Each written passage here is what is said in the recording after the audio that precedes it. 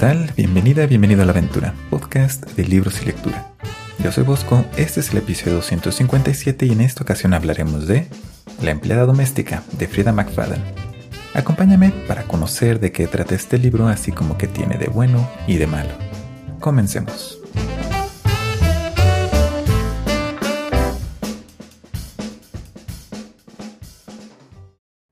La empleada doméstica de la escritora estadounidense Freida McFadden es una novela de suspenso, publicada en el año 2022. Como siempre, hablaremos de qué trata este libro, qué aspectos de este me parecen positivos y negativos y si lo recomiendo. Este libro fue publicado originalmente de manera digital por Bookouture, una editorial que se dedica por completo a la distribución digital de libros. De hecho, fue la propia editorial quien le solicitó una novela a la autora para publicarla y promoverla entre sus lectores. Bookouture es una editorial bastante exitosa que ha tenido múltiples libros con más de 1 millón de ventas. Algunos de ellos después han sido distribuidos en formato físico por otras editoriales.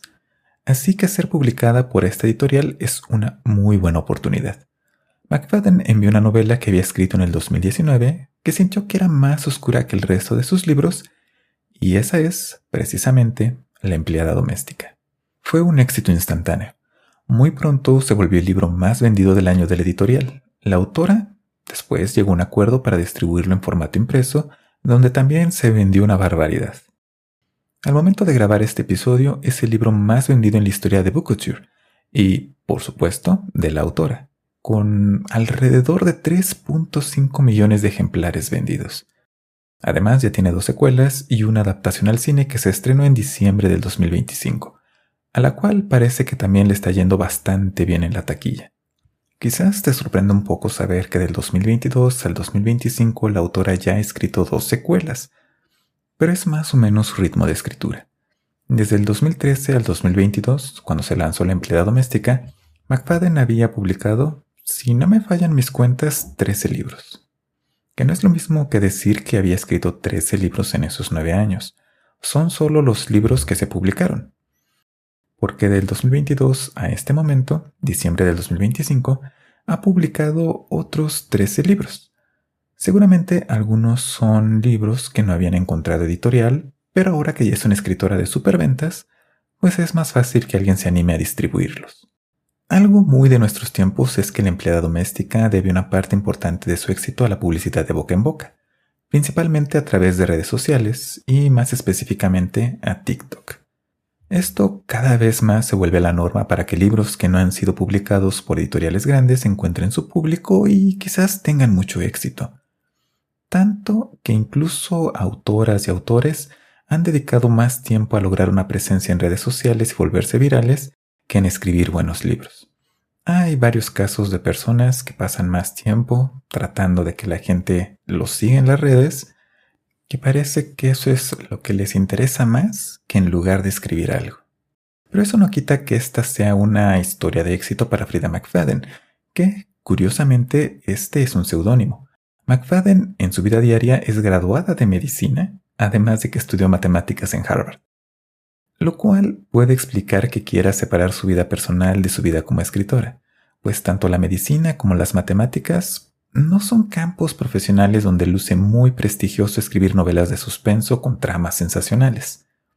Aunque, con algunos millones de libros vendidos, nadie puede decir que este no es un trabajo digno. Además de ser bien recibido por el público, este libro ganó en el 2023 el premio a Mejor Novela Original de Pasta Blanda, entregado por la organización International Thriller Writers. Pero, suficiente preámbulo. Comencemos a hablar de qué trata este libro.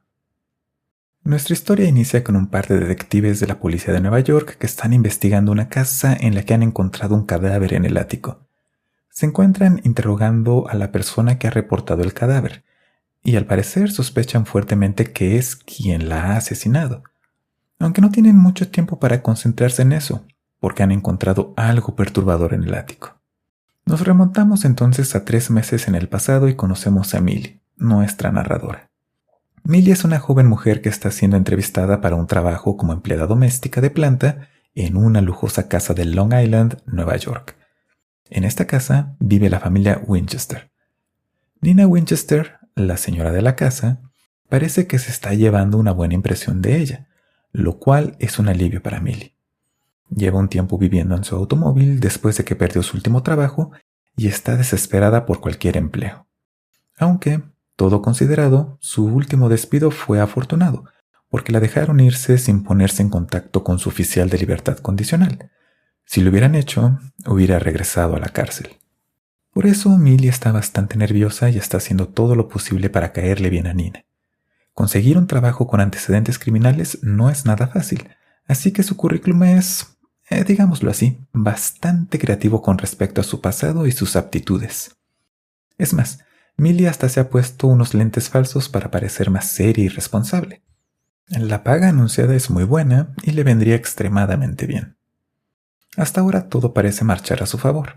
Nina le explica que tendría que hacerse cargo de la limpieza, de cocinar y de cuidar ocasionalmente a Cecilia, la hija de Nina. Y como es un trabajo de planta, tendría que vivir en la casa con los Winchester. Millie considera que sería bastante laborioso mantener toda la casa limpia, pues es enorme. Aunque ahora se encuentra en un estado impecable, lo mismo que Nina, que está vestida completamente de blanco, sin ninguna mancha. Nina le muestra dónde viviría, una diminuta habitación en el ático que antes era un armario de almacenamiento. Es mejor que dormir en un auto, sin duda, pero sí es un lugar muy pequeño donde apenas cabe un catre, un pequeño armario y un mini refrigerador. Además, solo tiene una ventana pequeña que da al patio trasero y la puerta solo se abre por afuera. También conoce a Cecilia, que tiene unos 9 años de edad y lleva un vestido demasiado elaborado para una niña de su edad. Y este también está impecable. La entrevista concluye y Millie se va sin tener muchas esperanzas de conseguir el trabajo. Y, de camino a la calle, nota que hay un hombre trabajando en el jardín, que al ver a Millie la mira de una manera enigmática, como si le estuviera advirtiendo de algo. Pasan algunos días y cuando Millie ya da por perdido el trabajo con los Winchester, Nina le llama y le dice que está contratada. Millie se presenta inmediatamente a trabajar y Nina la recibe con enorme entusiasmo, pues le alegra finalmente tener a alguien que le ayude en su casa. También conoce por primera vez a Andrew, el esposo de Nina, un hombre sumamente atractivo que es heredero de una familia rica y un exitoso hombre de negocios. Contrasta con Nina, que aunque es una mujer que quizás antes era atractiva, actualmente tiene un sobrepeso notable y no se ve que esté en muy buen estado físico. Todo parece marchar en orden, por muy poco tiempo. Nina tiene cambios de humor súbitos. En un momento la trata con suma cordialidad y al otro la regaña, acusándola de no hacer lo que se le ha ordenado, o que ha olvidado información importante, aunque Millie está segura que nunca le ha dado esa orden o esa información. También la encuentra en una ocasión destruyendo trastes en la cocina y tirando comida al suelo, gritando desesperada porque no encuentra unas notas. Nina acusa a Millie de haberlas tirado, aunque Millie, de nuevo, está segura de que ni siquiera le había mencionado que esas notas estaban en la cocina. Conforme pasan los días, el comportamiento de Nina se vuelve más y más inestable, a lo cual no ayuda que Cecilia odie a Millie, y además, Millie empieza a escuchar rumores perturbadores sobre los Winchester. ¿En qué se ha metido Millie? ¿Qué está pasando con la familia Winchester? Y sobre todo, ¿cómo es que todo esto termina con un cadáver en el ático? Todo esto lo descubrirás leyendo La empleada doméstica de Frida McFadden. Y ahora que sabemos de qué trata este libro, pasemos a hablar de ¿por qué podría gustarte leerlo? En primer lugar, es un thriller muy efectivo. Logra crear tensión y suspenso para que sigas leyendo sin parar, porque quieres saber qué va a pasar después. Desde las primeras páginas te lanza preguntas a las que quieres saber su respuesta y todo el tiempo agrega interrogantes nuevas para mantener tu interés. Tiene un ritmo muy dinámico, en el que siempre están ocurriendo cosas. No siempre acontecimientos dramáticos, pero sí son cosas que mantienen a la historia en movimiento o te revelan información relacionada con ella. La premisa de la historia es relativamente sencilla, y a lo largo de todo el libro tenemos menos de una decena de personajes. Así que es muy importante que con estos pocos elementos se cubran las necesidades de la historia, y me parece que se logra. Son pocos ingredientes, pero están combinados de una manera efectiva. Además, no podemos tener un thriller sin giros inesperados en la historia. En La empleada doméstica tenemos uno particularmente impactante. tanto que incluso es prometido desde la portada de algunas ediciones, como la que yo leí. Creo que ese giro es el atractivo principal de la empleada doméstica. Es quizás donde puedes escuchar la voz estándar de influencer diciéndote: tienes que leer este libro. Ese es el peso que tiene ese giro de la trama. Básicamente, esta promesa te vende el libro. ¿Y ese giro cumple con las expectativas? En general pienso que sí. Aunque, como todo en la vida, depende. Sobre eso volveremos un poco más adelante. Lo importante aquí es que la empleada doméstica cumple muy bien como una novela de suspenso. Eso sí, sin mayores pretensiones. No promete ser nada más que un libro emocionante, no busca ser una obra que dé material para un análisis literario profundo, no pretende reflexionar sobre las complejidades de la naturaleza humana, ni explotar posibilidades estéticas de la lengua escrita. Es más, eso hasta puede ser otro punto positivo de este libro. Es muy fácil de leer. Usa un lenguaje sencillo y directo. La historia está claramente contada y para que te pierdas, a pesar de los giros de la trama, de verdad tendrías que intentarlo. Por ahí vi que hay quien se ha referido a esta novela como un libro para personas no lectoras, quizás con algo de malicia. Yo estaría de acuerdo, pero viéndolo como algo positivo. Este es un libro entretenido, con lenguaje muy accesible y no particularmente largo. Por lo tanto, estoy de acuerdo. Es un buen libro para personas no lectoras. Es el tipo de libros que pueden funcionar como una introducción a la lectura para las personas que piensan que leer siempre es algo pesado o que requiere de mucho esfuerzo. Pero también hay lugar para lecturas ligeras, para pasar un buen rato metida o metido en una historia que te enganche, sin mayor complicación. La empleada doméstica es eso, un libro divertido y fácil de leer. Y creo que eso es algo positivo. Los libros son para todas y para todos. Pero nada en la vida es perfecto, así que pasemos a hablar de por qué podría no gustarte este libro. Como ya mencionamos, todo lo que está escrito en esta novela existe al servicio de la historia. Esto hace que los personajes sean bastante planos y unidimensionales. Millie y Nina, que son los personajes que conocemos desde el inicio de la historia, efectivamente tienen sus secretos y se meten en situaciones inesperadas. Pero así que digamos que tienen una personalidad compleja, no realmente. Millie incluso es a veces víctima de la pelota del tonto. Este es un tropo o convención en la ficción en la que un personaje que normalmente es competente e inteligente, por ninguna buena razón, de repente se comporta de manera incompetente porque es necesario para que la historia siga adelante. Esto está más o menos justificado dentro de la historia, pero es evidente y te puede frustrar. El resto de los personajes son tan unidimensionales que puedes reducirlos a su apariencia física y su rol dentro de la historia. ¿Qué ocurre en su mundo interno? No es algo de interés en esta novela. Así que si esperas personajes memorables, no los vas a encontrar aquí. Otro aspecto que puede no gustarte y que anticipaba hace un momento es que esta novela solo quiere contar una historia, nada más. Creo que en todo el libro no encontré más de 3 símiles o analogías. Ni siquiera el lenguaje figurado tiene lugar aquí. Se está contando algo de la manera más eficiente y directa posible, lo cual es una fortaleza del libro, pero también puede ser algo negativo. No hay mucho que se quede contigo después de que terminas de leerlo. Y quizás por lo mismo noté que la autora usa algunas frases para describir las reacciones de los personajes de manera frecuente. Por ejemplo, a todos los personajes les gusta echar la cabeza atrás para soltar una carcajada. Todos tiran miradas intensas cuando algo les molesta y todos fruncen el ceño para indicar preocupación. Esto es porque son recursos de escritura comunes, porque la prosa es tan sencilla y sin tanta voz propia que es necesario su uso para comunicarte el estado emocional de los personajes. No se mete mucho al diálogo interno, a explicar de manera figurada cómo es que se sienten, así que te lo describe de manera clara y directa. O quizás solo soy yo y le estoy poniendo mucha atención a este tipo de cosas. Pero también tenlo en mente. Y de esto sí estoy completamente seguro que es algo de mi gusto personal. Pienso que una vez que ocurre el gran giro de la historia, esta empieza a perder solidez. Insisto, eso es solo por mi gusto personal.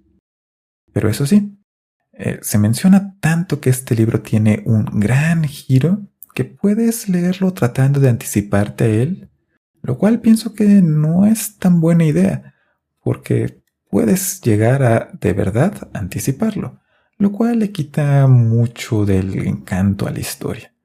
Esto también tenlo en mente, sobre todo si has leído muchos thrillers, muchos libros de suspenso, y más o menos puedes saber por dónde va la jugada. Así que, en resumen, recomendaría La empleada doméstica de Frida McFadden. Voy a tomar algo que Stephen King dijo sobre su propia obra. Decía que él era el equivalente literario a una hamburguesa con papas fritas. A lo que se refería es que estaba consciente que sus libros no buscaban ser grandes obras literarias, llenas de complejidades y fértiles para el análisis profundo. Los suyos son libros que proporcionan entretenimiento a las y los lectores, que les hacen pasar un buen rato, que les permiten escapar, tal vez, de las presiones del mundo moderno. Son libros, además, muy agradables para un público muy amplio. ¿A quién no le gusta una hamburguesa con papas fritas de vez en cuando? O qué sé yo, una bolsa grande de frituras, unas costillas barbecue bañadas en salsa habanera, unos tacos de carnitas o cualquier otra comida que no es especialmente saludable. Creo que a todas y a todos. Es un gusto que nos damos ocasionalmente y mientras no sea algo de lo que abusemos no tiene nada de malo. La empleada doméstica es más o menos algo así. Nos cuenta una historia llena de suspenso, con giros inesperados y hasta algunos momentos sexys. Solo busca que pasemos un buen rato leyendo, que nos emocionemos y pasemos la página porque nos morimos de ganas de saber cómo termina la historia. No es un libro que te va a dejar pensando, que va a hacer que veas al mundo desde otra perspectiva, y hasta es posible que lo encuentres muy simple. Pero creo que libros como este tienen su lugar y momento. Por lo que si buscas una novela de suspenso que te enganche, aquí tienes una buena opción. En lo personal, la pasé bien al leer esta novela, sin pedirle que fuera algo que no es. No es un gran libro, y lo más seguro es que se me olvide la trama de aquí a 6 meses, pero no importa. A mí también me gustan las hamburguesas de vez en cuando. Y esta fue la reseña del libro de este episodio, La empleada doméstica de Frida McFadden. Pasemos ahora a los anuncios y saludos. Primero, como siempre, muchas gracias por escuchar este podcast. Podrías estar haciendo cualquier otra cosa y has decidido escucharme. Eso lo aprecio muchísimo. Y esta vez hablamos de un libro ligero, por llamarle de algún modo, que además es uno de los que podríamos llamar un libro de BookTok o de Booktuber. ¿Te interesaría que hablara de estos libros que podrían ser clasificados así? Siempre busco cosas que leer y a veces es difícil encontrar. Por eso decidí darle una oportunidad a esta novela. Además, esta vez estoy grabando con un micrófono diferente. Es uno de los que había usado antes, que tiene la desventaja de que capta mucho sonido ambiental, así que quizás escuches a una de mis mascotas roncando por debajo de mi voz. Si es así, me dices. Pero tenemos saludos, así que vamos a ellos. Saludos para Manny Osorio, para Sandel Beltrán, que menciona si hablaré más sobre libros de los que es conocido como el gótico norteamericano, y probablemente sí. Todo lo que he leído en ese estilo me ha gustado, aunque a veces es difícil encontrar los libros en español, y eso puede hacer un poco difícil recomendarlos para las y los escuchas de este podcast. Aún así, me parece un estilo muy interesante. También saludos para Marchu Longuis, para Majo Gil y para Javier Arellanos. También tenemos saludos para Bastián Demián, para Pili Hernández de parte de Ricardo Luna, así como para Joel Rodríguez y para Liz Oldapis, que comentaron sobre las adaptaciones al cine de libros. Creo que es algo de lo que podríamos tener un episodio de vez en cuando, platicando de algunas adaptaciones al cine de libros, lo cual también me haría ver películas, que creo que es algo que me hace falta.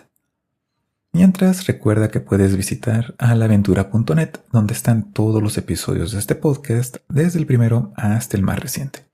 Y ahí también puedes encontrar cómo suscribirte al podcast en Spotify, Apple Podcast, Amazon Music y en cualquier otro lugar donde escuches podcast.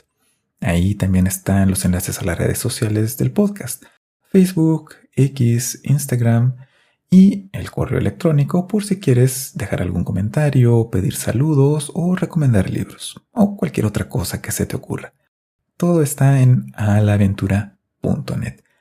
Y por supuesto, la manera más fácil de apoyar a este podcast es que se lo recomiendes a alguien a quien podría gustarle.